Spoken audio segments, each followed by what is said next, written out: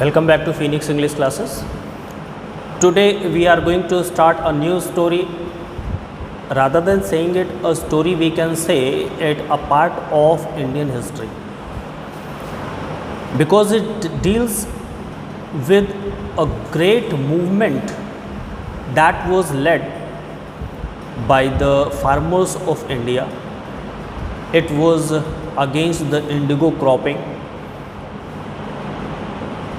and later on Gandhiji, when he came back to India and he started his movements for the freedom of India, and he started helping the poor and the helpless ones, whosoever was an Indian or a foreigner. The Indian farmers also sought for help from Mahatma Gandhi, and this particular story, which I have already said to you, should be rather looked at as not a story but a part of history and a special part of Indian freedom fighting movement. This incident of Indian freedom fighting has been covered and very minutely observed by a journalist whose name was Louis Fisher. The spelling shows it Louis Fisher, but the name will be pronunciated as Louis Fisher. He came into contact with Gandhiji because he was a journalist and he wanted to know about his career outline. He came to Gandhiji, and Gandhiji was very happy to know that someone was trying to look at his career, trying to look at his freedom fighting movement and his programs of the betterment and development of India at large, not as only a freedom fighter, has interested someone and he wanted to know about it. Gandhiji was always ready to do any kind of work if it was related to an individual or a mass, to some country or the other. And he knew that a strike person like Louis Fisher, if he wanted to attempt on Gandhiji's career and life, would be far more strike and judicious, because he will not have any national prejudices.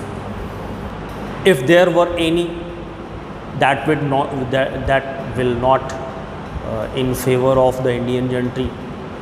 Apparently it was not in favor of Gandhiji himself. He agreed upon it. Louis Fisher, the writer of this biography, which is said to be the best and the most authentic biographies ever written on life and career of Gandhiji. This journalist, Mr. Louis Fisher, was born in Philadelphia in 1896, and his lifespan was quite big. He lived for 74 years. In 1970 he died. It means when he died, India had already won its freedom fighting. India got its own native rule, and Gandhiji was murdered also. That's why this biography written by Louis Fisher casted the attention of everybody in the world, because it was the biography of the man of the century. Later on, Gandhiji was declared as the man of century. So this story, once again I will repeat the same thing. Rather than saying it a story, it is our history, it is the history of our nation. It throws a vivid light on the life and personality and the works of Gandhiji that is very often limited to one part only, that we call freedom fighting movement. But if we read this part of his life carefully, we'll come to know that Gandhi ji was hardly a freedom fighter. He was hardly a nationalist. I'm not saying that he was not a nationalist. But as we look upon Gandhi ji, it is not a justified approach. It is not the correct approach. Because Gandhi ji's freedom fighting was not the political liberation of a country. It was not a view to liberating a people from the rules of the foreign people, from the rules of the British. But it was a bigger movement. He wanted to break all the shackles, all the chains that binds and constrains the individuals. It was not about India. It was about the human beings. And this was the very gist of the humanitarian aspect of Gandhi ji's philosophy, his life, his work and his movements. Saying that Gandhi ji was a nationalist is to confine him in such a boundary, in such a casement that does not fit that giant figure.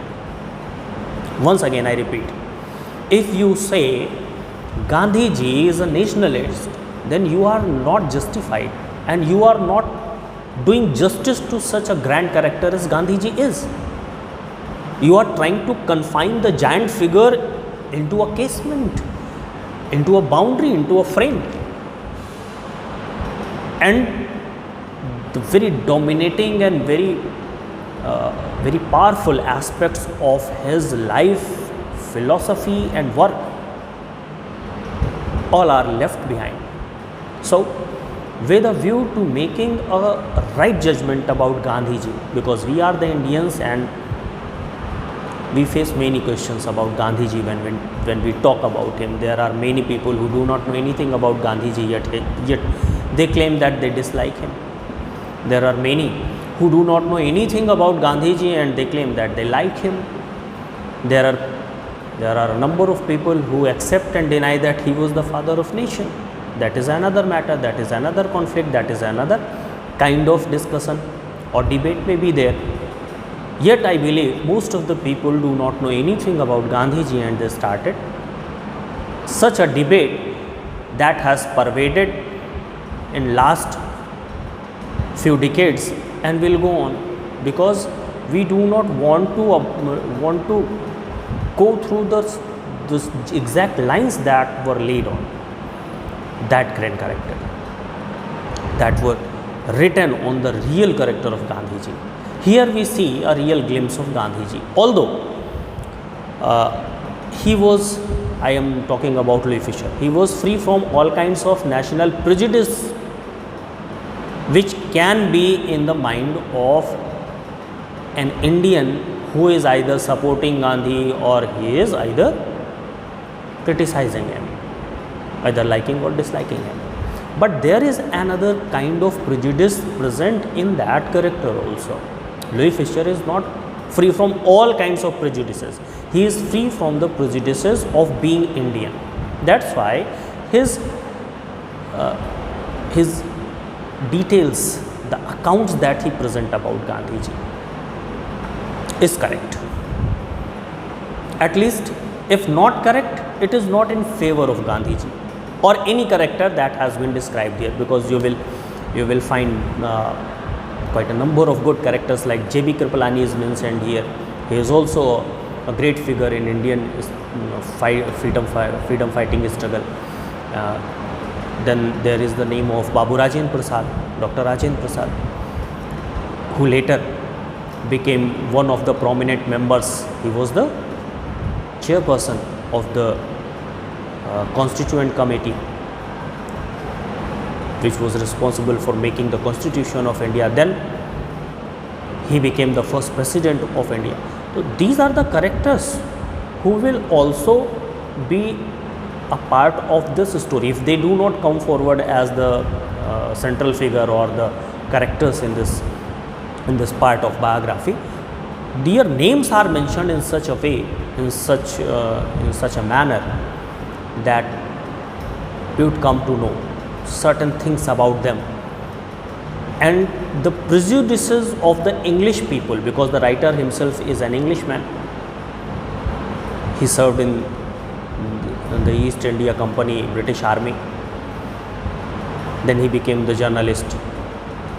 Although he is trying to be rational and free from all prejudices, and he successfully saved himself from being prejudiced as an Indian, but he could not save himself from being prejudiced as a British. We will see to it. This chapter is very important, and this part of history is very important for us being the Indians.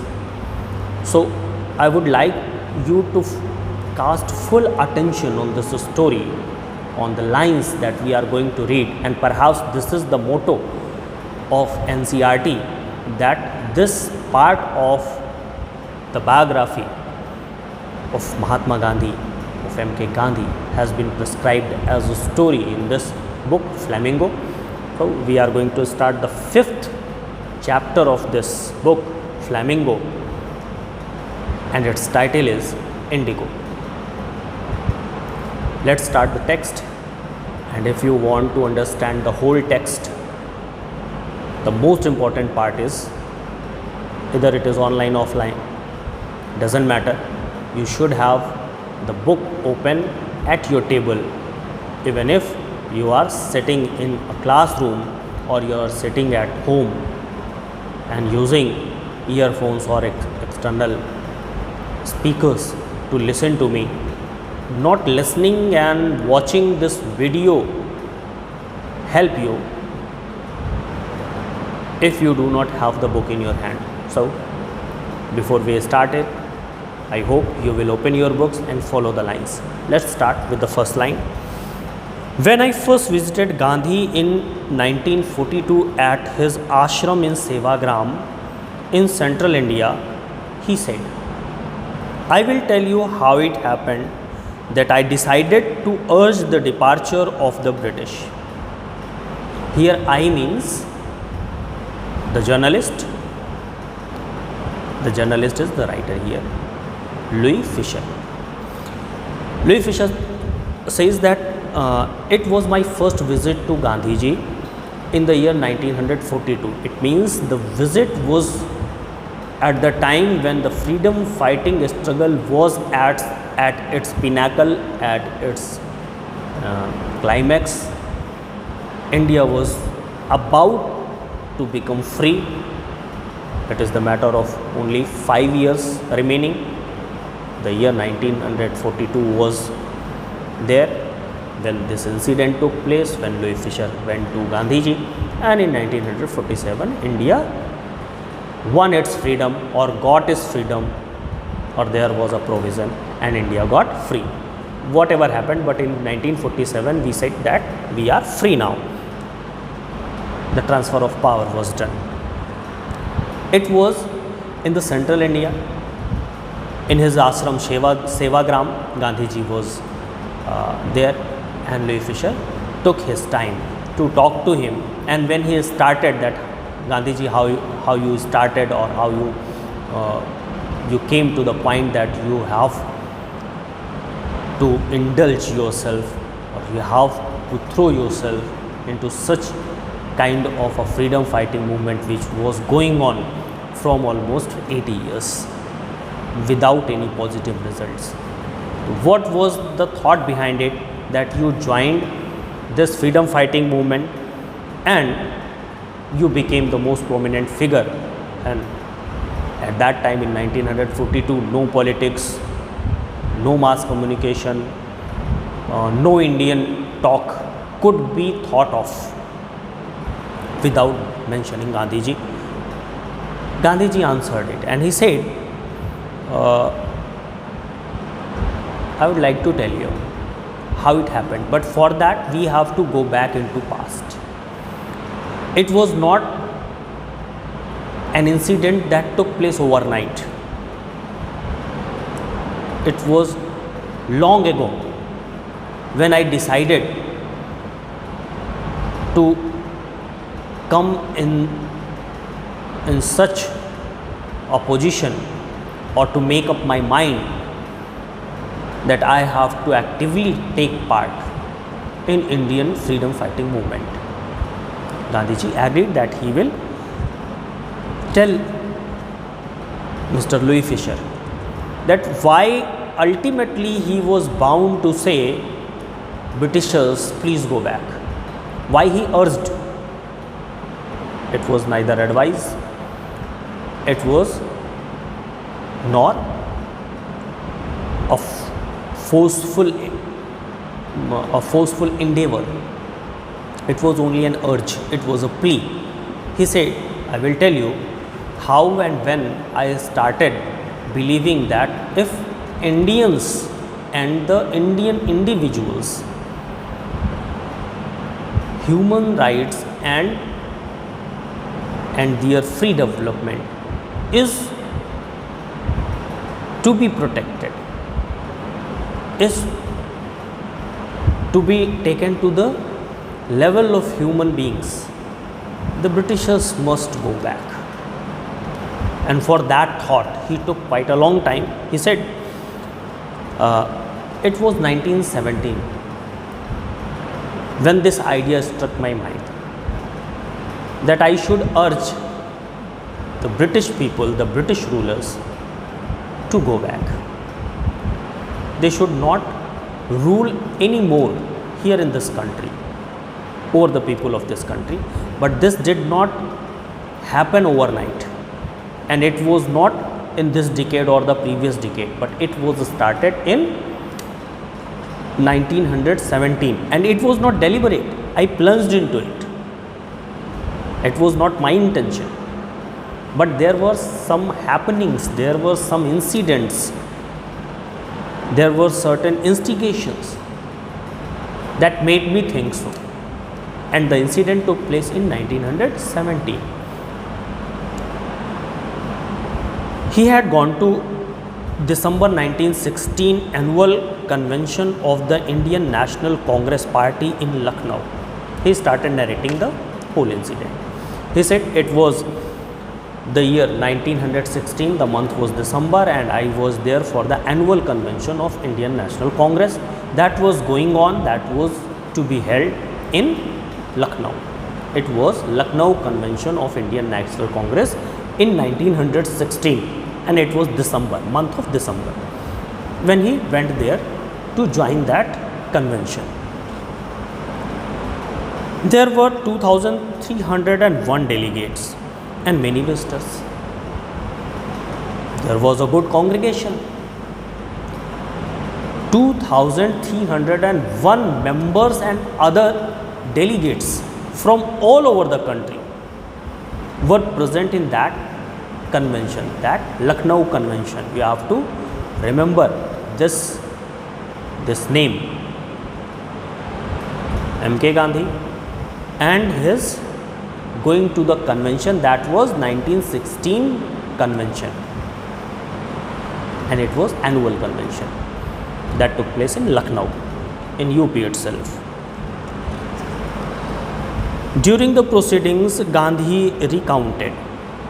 Gandhiji tried to recall the event, what had happened, before telling Louis Fisher, so that he should give the minutest detail, what he really needed for a good biography. He recalled the event and said, a peasant came up to me looking like any other peasant in India, poor and emaciated, and said, I am Rajkumar Shukla. I am from Champaran and I want you to come to my district. This was a very short introduction of a peasant, of a farmer who belonged to Champaran district. His name was Rajkumar Shukla. During that convention, he came to me and gave his introduction. In his introduction, he introduced himself by the name Rajkumar Shukla, and he was a peasant. He was a small farmer without land, or with only a very little piece of land is called peasant. they are not well to do, they do not qualify to become a farmer. So that farmer came and gave his introduction that I want you to come to my district, that is Champaran. They had never heard of the place. It was in the foothills of the towering Himalayas near the kingdom of Nepal. Gandhiji accepts that he did not know even the name of that district by that time. Till Rajkumar Shukla came to him, he did not know anything about such a district. He did not know that such a district as Champaran exists in India. It was also a part of India. And because he went there, now he knew everything. He told Louis Fisher that I know from that time, I know it well that there is Champaran in India, and it is, this district is situated in the foothills of Himalayas, and it is the adjacent district to Nepal, the other country.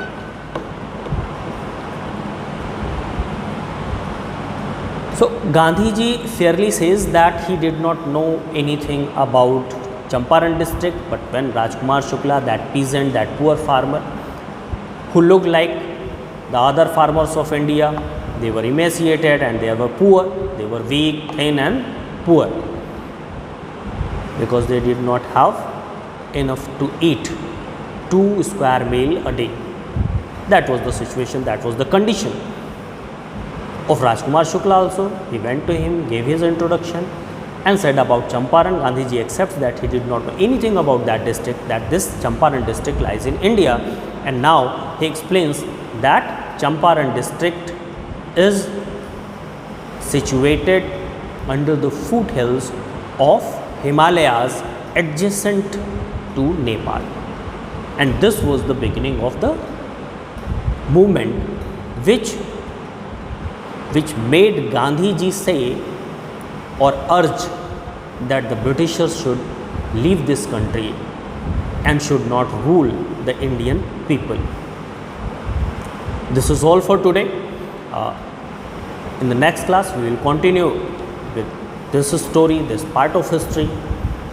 Till then, read this small part of this chapter very carefully. If you have any problem, please write your problems in comment box, or you can directly ask me on my WhatsApp number. Keep studying, be safe, remain at home. Have a nice day.